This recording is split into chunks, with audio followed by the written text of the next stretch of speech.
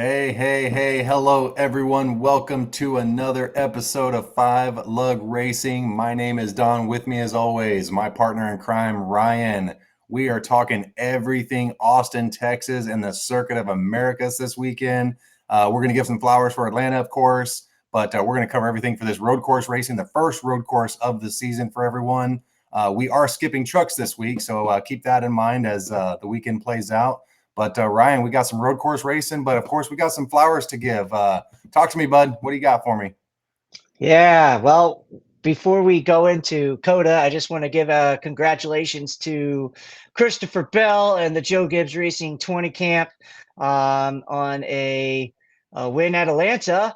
Atlanta was, an exciting race until that caution came out and the finish there I think was setting up to be something special, but who knows, coulda shoulda woulda type of deal. But I'll just say this too, I really enjoyed Atlanta more than the Daytona 500. Again, just my opinion, but as far as pack racing goes, the pack racing tracks, Daytona and Dega have kind of lost some of the appeal because I think just Atlanta's racing has been just so good with the way that handling plays a factor into it. In addition to that pack racing, and then of course they have all the lane choices they want there as well. So and a shorter track than Daytona and Talladega. So, it's really fun and exciting racing down there in Atlanta. But I am excited that the pack racing is over for a while and we get into what I consider more real racing with these road courses and the intermediate and short tracks because the pack racings are just, blindfolded dart throws on who's going to be there. Of course, there are some cars that seem to have handled better than others and can do a little bit more with their car throughout the week or weekend at those plate tracks, or you know the drafting style tracks. They don't run plates anymore, but Right. yeah, I'm excited. I'm excited for COTA. I'm really excited that we see something a little bit different this weekend, and we got a lot of fun things to talk about, man. I'm really pumped. So yeah, NASCAR's in your neck of the woods, Don. That's right. They're in Texas, Austin, Texas, and I'm really excited for it. As we're filming this episode, we already did see a sample of cars on track this weekend with the Xfinity series. So I guess we start with them, right? Congratulations, Connor Zilisch, on winning the pole for Circuit of the Americas. And Just an the top, absolute thrower, man. That kid is insane.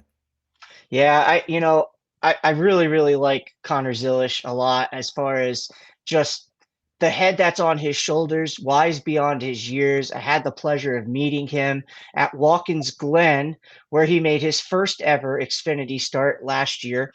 And oh, by the way, he won that race. But had the opportunity to shake his hand, chat with him a little bit, and you just incredible young man. And I just also really like the way he drives a race car. And when it comes to road courses, he just is lights out on these road courses and really took it to him at Watkins Glen last year.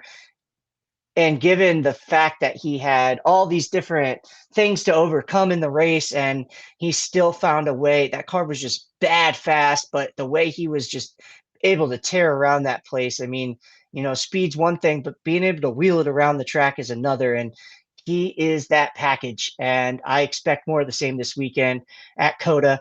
He wins the pole. So congratulations to him, setting up for what looks to be a really special weekend for Connor Zilisch. And we'll get to the Cup side of things because he will be making his first Cup Series start. We'll circle back to that. But talking about these Xfinity guys for a second, the top five Xfinity in qualifying were in Chevys. And just that. So bad fast Chevys, and all of them seem to have a common theme, Don. The alliance to Junior Motorsports and one Hendrick Motorsports car.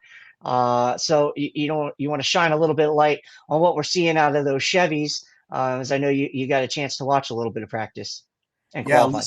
And we'll do a little history check too. The Chevys have always been just ridiculously fast at COTA. We're talking about since the first race in 2021, it's a Chevy winner. 2022, Ross Chevy winner. 2023, Reddick breaks that cycle and puts a Toyota in victory lane, and then you turn right back around to 2024 and another Chevy and William Byron. Now, of course, Xfinity is no different from that. We're always seeing those bow ties at the front of these races.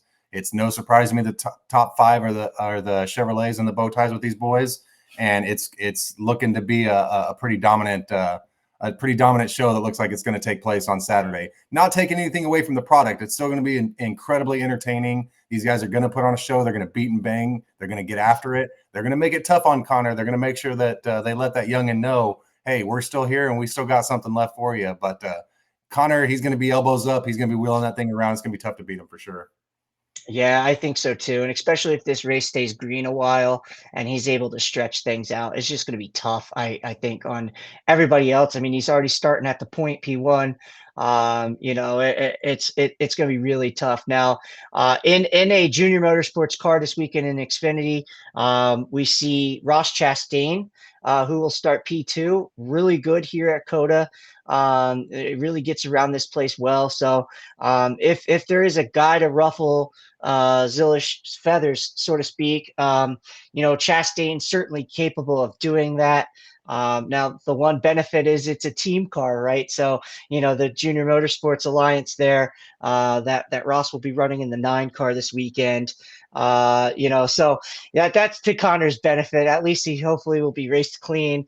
Ross can be a tidbit aggressive at times, and that's what we love about him. But Right. and another car I think that could certainly be a factor this weekend. Starts third is William Byron in the Hendrick Motorsports Chevy.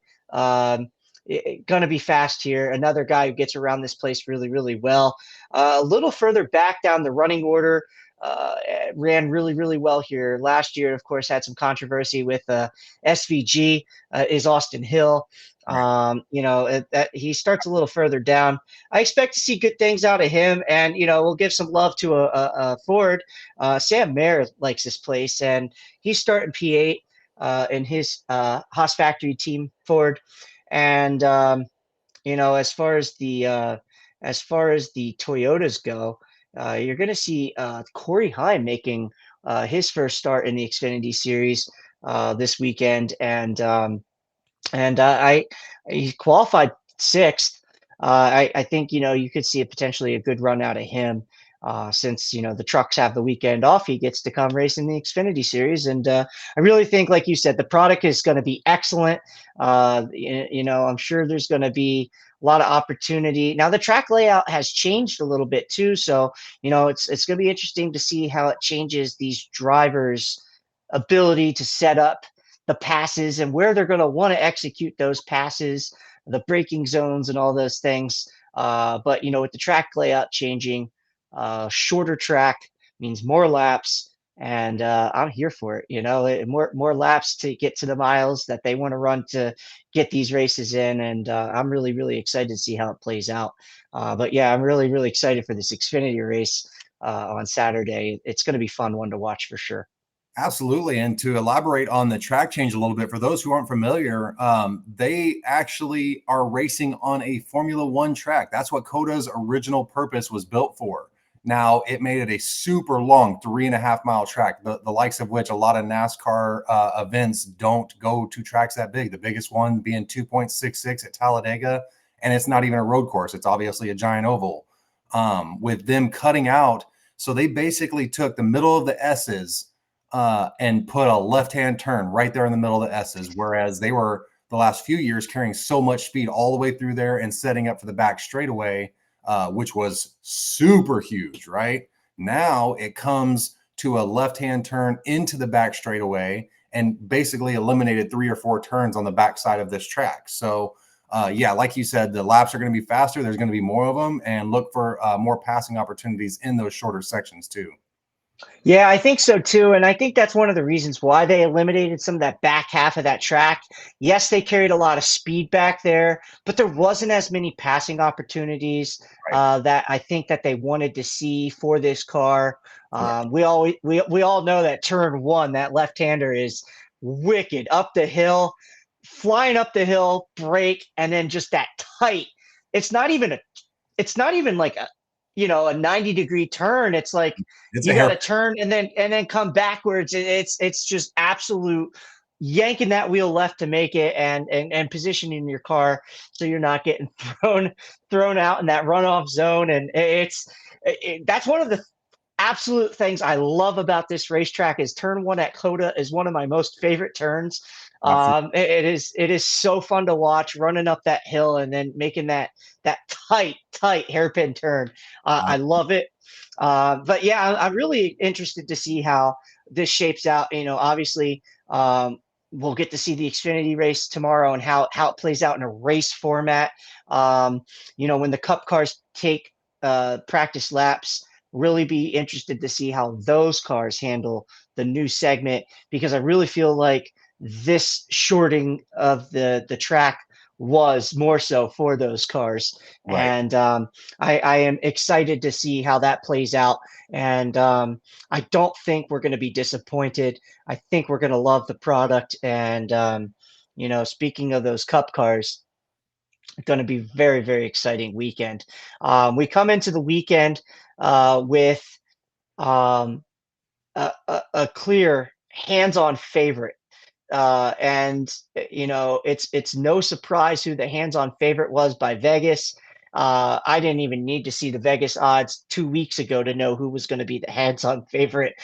Coming into this race, it's none other than SVG Shane Van Gisbergen, Oh who yeah. is absolute lightning rod on these road courses. And his background, coming over from New Zealand and the rally races and the road races that they ran, and just how he is able to work the pedals, and shift. And um, we saw he won his first ever start in a NASCAR Cup Series car in Chicago. And just absolutely blew everybody's mind, the drivers, the fans, Yep. the racing world, because of how he is able to just and keep in mind it was his first time ever seeing this cup car, but how he's able to shift is an art form in itself. Absolutely. And because of those abilities, those natural abilities that he's been able to work on his craft. It's his craft. It's taken years to perfect that, and it actually makes him quicker on the track because of it. And it's not just the car's ability and his ability to put the car in the right position. It's also how he shifts, and it's just a work of art and beauty. And as somebody who loves racing in all forms, you see this and you get you get thrown back, um, but yeah, I mean, he comes in plus 500 to win this race. The surprise, um, in a way, it's surprising, but in a way, it's not. I think it's a lot of respect by Las Vegas odds makers. Who is second here? And the surprise factor is it's his first start, but then again, I just said it a minute or so ago. I witnessed this guy in his first ever Xfinity start go out and whoop the field at Watkins Glen. Now he's going to be making his Cup Series debut in the '87 Red Bull Trackhouse Chevy is Connor Zilisch. And I can't wait to see the laps that he puts out in practice and how he qualifies this car, because that's going to really be telling on these on this odds favorite. They have him plus 550, just a smidge behind Shane Van Gisbergen, who I just raved about. Right, we love Shane and his ability to road race and the lightning rod he is, and not only that, just how cool of a person he is. He's just such a nice guy, Absolutely. such a chill guy to be around, and he's a racer. Like, he just loves racing. And he always has just a big smile on his face. He just likes to do his job, and you love that. He's a breath of fresh air for the sport. But yeah, Connor getting a lot of respect from Vegas odds makers at plus 550, and I guess it's a little bit of a surprise, but not really in some aspects, but in some it is. It really, Um, it really is no accident because look, he shows tremendous speed in the Xfinity series at road courses, and then you put him in the same garage with SVG, ironically the same sponsor. So now these two are sitting in the corner together, telling each other secrets. Look, those cars are going to be very hard to beat this weekend. I mean, I don't want to pretend like they're just going to dominate, but it's shaping up to be a Red Bull party this weekend. So, you know, Welcome back to NASCAR Red Bull. welcome back. Um, they Exactly. couldn't have picked a better track to go get their wings, right? Red Bull gives you wings, right? And no, Amen. that's not a paid partnership, but Red Bull, call us. We're available. But I I just first of all, I'm really excited about Red Bull coming back. The paint schemes look absolutely amazing. Red Bull Racing. We both were Casey Kane guys, and Casey won a race with Red Bull. He won them their last race, and before they closed as a team, and it's great to see them back in the sport. I think it's absolutely amazing for NASCAR to have Red Bull back. I think it's great too that we get a little bit of a brand rivalry again. Monster Energy's been doing their thing; they've been cooking. We have Yep. another energy drink in Celsius that has been in the support, showing support to motorsports. These sponsors are huge, and I love having this kind of rivalry, the energy drink wars. It's cool, it's fun, and it's great for the fan. It's great for the consumers, and it's just it's going to be really neat to see those two cars, the 87 and the 88, on the Red Bull schemes, likely out front 1-2 at some point in this race. I'd just be shocked if that doesn't come to fruition. It makes for a great photo op for those in the Red Bull branding department. Absolutely. um, but I really am excited to see how that all shapes out, because Shane Van Gisbergen is going to be a lightning rod in his Cup start. We know this. Connor is going to be fun to watch, and we talk about the style car too, right? The Cup car and how different it is from the Xfinity car. Here's why I think Vegas didn't care about that. I've seen Connor Zilisch hop in an IMSA car.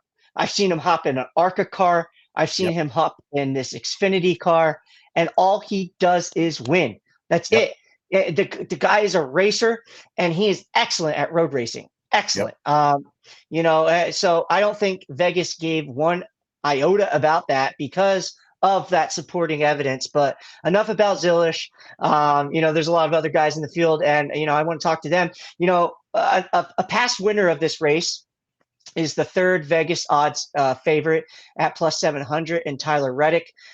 We get to a track that Reddick absolutely loves.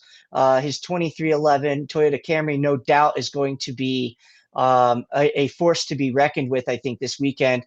He won a race for 2311 here.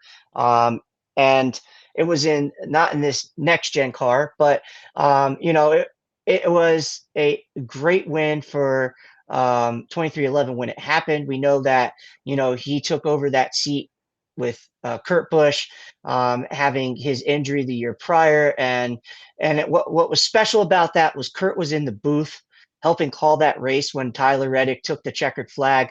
And you saw the emotion of a racer, and Kurt seeing his former car go to victory lane, but yet how supportive he was for the team and Tyler. And that was really special on air moment. And I really enjoyed that call, seeing that happen. Now, Don, I know you were at that race. You got to see the 45 go to victory lane. And it would not surprise me one bit to see the 45 go back to victory lane this weekend. It is going to be tough, though, because of some of the competition. I feel like there's maybe 4 to 5 drivers I feel like are my hands-on favorites for this weekend in the Cup Series. Reddick being one of them. And so, yeah, no surprises about his Toyota. Going to be probably really strong this weekend. Your thoughts? Absolutely. Look, Tyler Reddick showed a ton of speed. I believe it was 2023 was when he took 2311 in that 45 Monster Car to victory lane. That race got crazy at the end. We had multiple overtimes.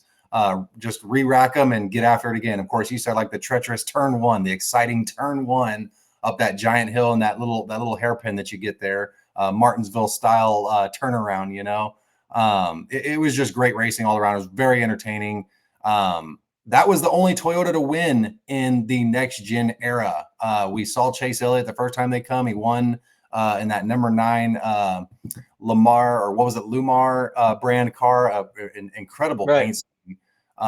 But last year we saw William Byron in that Chevrolet. We haven't talked about William yet. He's the defending champion of this race, and I wouldn't be surprised to see him start making a push there towards the end of this race to try and get the W.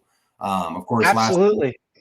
last year he coming off of a Daytona 500 win again, going to COTA 2 weeks later and got another win. So I would not be surprised to see Willie be up there. And then we need to talk about a Ford for a second.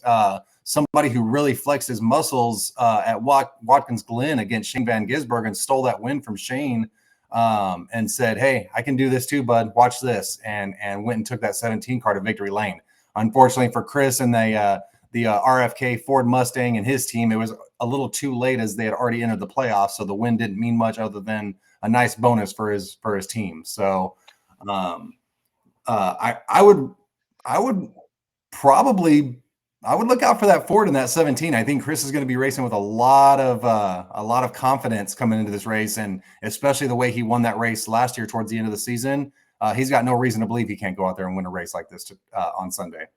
Yeah, Don, I'm so glad you brought up Chris Buescher because, first of all, absolutely, what he did at Watkins Glen was a spectacle.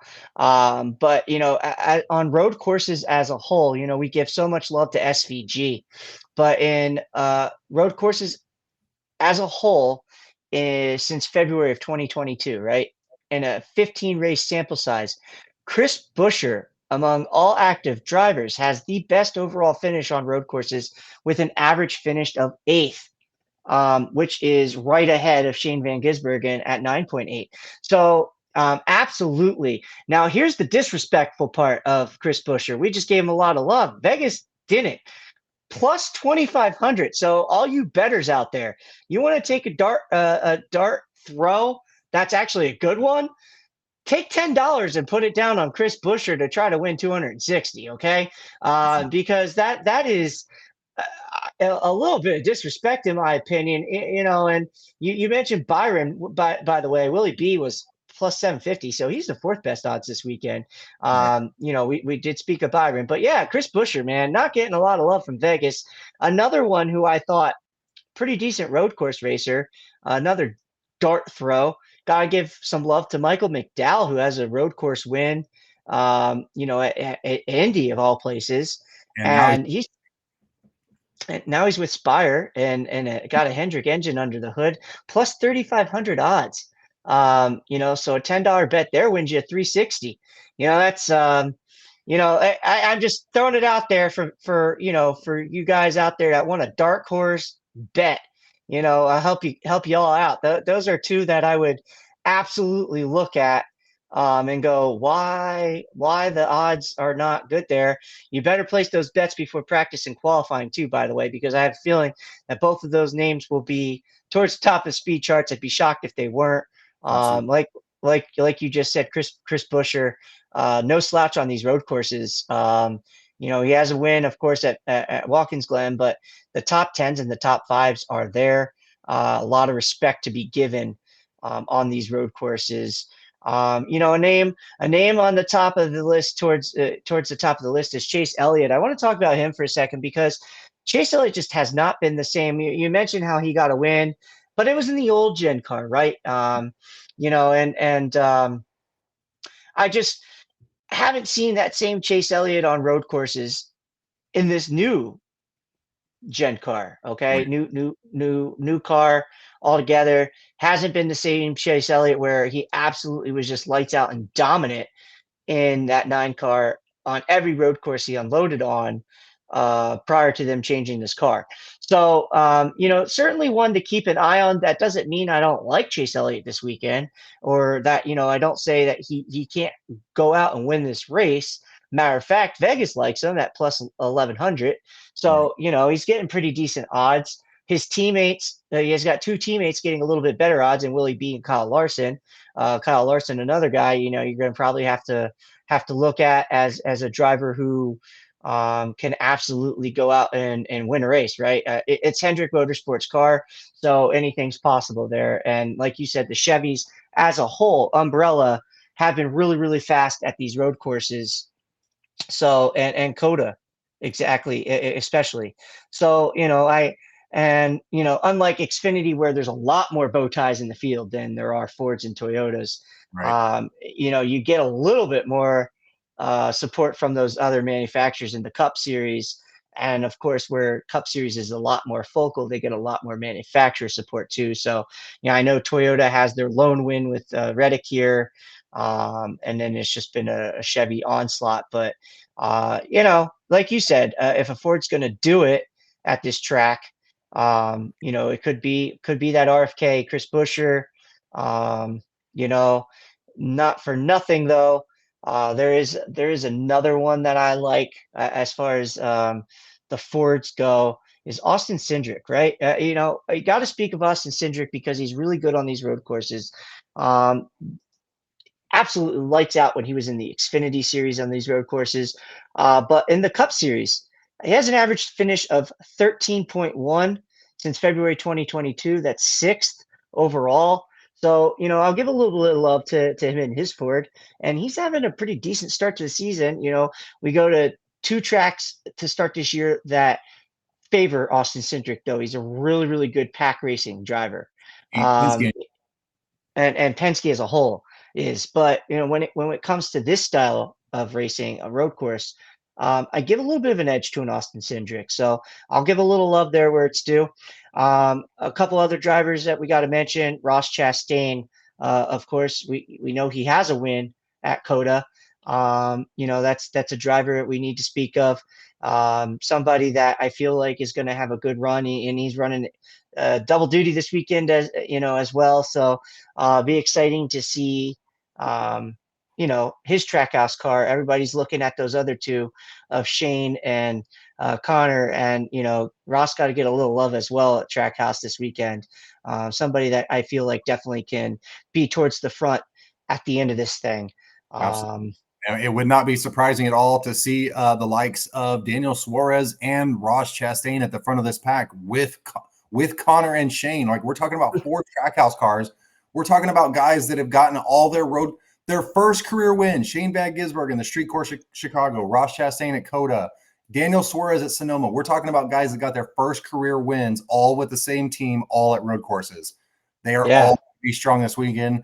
Throw a Chevy bow tie on top of it. It's going to be an interesting show for sure. And that fact alone might be another reason why Vegas was like, whoa, okay, he's in a Trackhouse Chevy. Let's give those odds to Connor. It's just Now, all eyes yeah, all eyes are going to be on this kid this weekend. I really think that Xfinity is going to be, I'm just going to get to it. My hands down favorite for this weekend, right, Connor Zilish. I mean, he was 2 weeks ago. Like I said, we started this season, had this one circled for him. It was kind of like the same thing with SVG last year, right? You get to a road course and you look at that WeatherTech Chevy and go, there's your favorite for the weekend. right, Um, but then you add in the wrinkle later in the season with Connor Zilish, and I don't know if anybody right out the gate expected him to come out and just be dominant like he was at Watkins Glen. right. I know the kid was good, and I knew that he's more than capable of wheeling these things. But when he goes out and wins it, he showed that he deserves to be here, and that when it comes to a road course, yeah, I got to be discussed about this. So, we talk about SVG being the lock last year in Xfinity. Well, I think we have to put that SVG is not in this race. We moved that baton, passed that torch over to the WeatherTech Chevy of Connor Zilish in the Xfinity series. A few others that I feel like again could definitely be there at the end of this thing that we spoke of. But now I want to start talking about dark horses and favorites for the Cup Series, Don. We've kind of laid it all out there where Vegas feels. So Don, give me your dark horse, and then I feel like we're going to maybe be on the same page with somebody at the end of this thing. So let's talk about our dark horses first. Let's go with that. Dark horse for COTA Sunday Cup Racing. We're doing our first road course of the season. Look, we laid it all out there for you guys. We know who's going to be strong. We know who's going to be dominant at this style of track. I really think it'd be an interesting dark horse win for Ross Chastain to go ahead and snag his playoff spot and get himself a win here at COTA this weekend.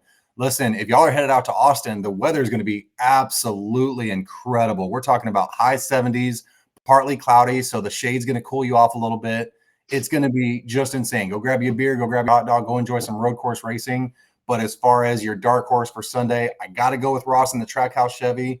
Recapture some of that magic that he found in 2022 and really putting Trackhouse on the map together as a whole. That's who I'm going to go with in that one car this weekend. Oh, well, you can't argue that pick. And there's so many people, we just spoke of so many drivers and so many reasons why we could support them and taking a trip to victory lane this weekend.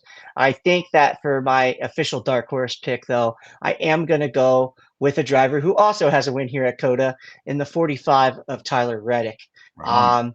I just feel like it's a track that suits him. He likes road racing. He's been very successful at it. His first career win came on a road course as well. Right. And his first win with this team came right here. So I just feel like this is a special place for him. And I know they'll be fast, they'll be competitive. There's going to be some other cars, of course, to compete with, like the Byrons, like the Larsons, like the Trackhouse cars that we just spoke of and sang praises so highly. But yeah, give me some Tyler Reddick this weekend. Love it. This is one that definitely fits the mold for him. We'll see. But ready? On the count of three, we're going to give everybody our favorite for this weekend because I'm a mind reader. I know where you're going with this too. And it's just we're going to go with the green. Ready on 1, 2, 3. SVG, right? Yep. Um, There's no reason I, against him this weekend. no, I can't, I can't. If I was a betting man, I was down to my last $10. And I just, I'll take the $10 bet to win 60. Give me SVG this weekend. There's just so many reasons to like him at a track like this, Right. and just so many reasons to like him on a road course, period. If Right. Shane Van Gisbergen does not have a mechanical issue or beat himself on pit road or somebody boot him out of the way to take this win from him, I just don't see him losing this race, right? I don't think Shane does the things to beat himself. Right. I think it's just, it needs to be one of those outside circumstances that we have already seen play out in NASCAR races for this man on road courses to where he loses a race, right? Um, uh, yeah, I mean, it's going to be tough. The only thing that I can say is if his Trackhouse teammates just don't take it to him themselves, right? I mean, listen, there's many other cars in this field besides Shane that are going to be fighting for a chance to go get a checkered flag this weekend. Right. Some may be a little bit more realistic than others, but at the same time, it's just really, really tough to bet against SVG. Right. Absolutely. Well said. Well put. It's going to be a really, really interesting show. You talked about SVG not beating himself. We want to talk about Watkins Glen for a moment. Also, Chris Buescher taking it to SVG because SVG made that one little tiny mistake heading into the bus stop at the end of that race. We're talking about the smallest little scrape, and Chris was able to take advantage. I think Shane can obviously learn from something like that, and it's going to be near impossible for Shane to beat himself. And that 88 Red Bull it's going to be kind of crazy to see if, the Red Bull cars go 1-2 or Trackhouse go 1-2-3-4. We haven't really seen a lot of that lately. I know we saw Hendrick a couple years ago go 1-2-3-4 at a track. I can't remember if it was Dover, maybe, if I remember correctly. But that would be very special for Trackhouse, their team as a whole, as they're fielding 4 cars this week. And I know we talked heavy on them guys, but there's a reason we're doing it. So Right. I can't wait. We're down in Austin. We're keeping it weird. We got a new track layout. We got beautiful weather. We got the 3rd race weekend of the season, and it's going to be a good one for sure. And like you said, heading into a lot of smaller ovals that are really going to open up everybody's showing their strengths and weaknesses as the season starts to move forward. So absolutely. That's a key thing. It's setting this up for the rest of the season, right? We got some of those dart throw races behind us, right, and in some respects, a road course can be, but those that have that ability to capitalize on the road races, this is where the cream rises to the top. If you're a road racer or you like this style racing, you got to go out and get it this weekend because it really helps you out the rest of the year. And for a guy like Shane, who's running his first full season in Cup Series, this is a great opportunity, one of a handful he'll have, where he is a specialist. He's a hands down favorite. This is one of those places that he has that opportunity to punch his ticket to the postseason. We can't forget that, Don, because that's the weight on this man's shoulders this weekend. right. Where, sure, could he go out and win an oval race? Absolutely. It's going to happen. Can't wait for when it does, because then he's going to show the racing world, I'm a real big threat now. Right. But until that happens, these road races are where they're his bread and butter. Yep. And this is where he's going to make his hay and punch that ticket into the postseason for Absolutely. him and his team. So, that's another one of the big reasons why I feel so strongly about him in this weekend. But I just want to mention one other thing, and I know I mentioned my dark horse, my favorite. I butted the energy drinks against each other. It's the Red Bull versus the Monster this weekend. Can't wait to see that on track too. A little energy drink on energy drink crime out there on the track. It's going to be really, really fun though. But a key point to what you said, it's really just, I feel like now is where we set up for the rest of the season. Really do. Absolutely correct. Well put, bud. I'm excited for it. I can't wait for it. I'm really looking forward to how this road course plays into everybody's season. We know the top 5 in points right now are really interesting, with Ryan Blaney, William Byron, Tyler Reddick, Austin Cindric, and Bubba Wallace as your top 5 right now. Yes, sir. That's Bubba Wallace in 5th place in points. Kyle Larson, John Hunter Nemechek there in 7th. That's a really surprising start to the season. Again, that's coming off of a small sample size of 2 races and them being the pack style racing, where a little bit of luck can help out the start of your season. But man, there's a lot of guys looking to make up a lot of points from a rough couple weeks. Personally, I'll be glued to my TV all weekend long. Of course, I had to wear my Longhorn gear to celebrate NASCAR being in Austin. I love it. I think it's really exciting. My first NASCAR in-person experience was at COTA, so this place hits a little bit more special to me than others, I'm sure. But man, Ryan, another great episode, another great preview for a road course. Can't wait to get after it and break it down with you next week. Man, everybody, thank y'all for being with us. Make sure to like, follow, subscribe, all that good stuff that comes with it. And we'll catch you guys on the next one. Thank you for joining us on 5 Lug Racing. Y'all have a good one.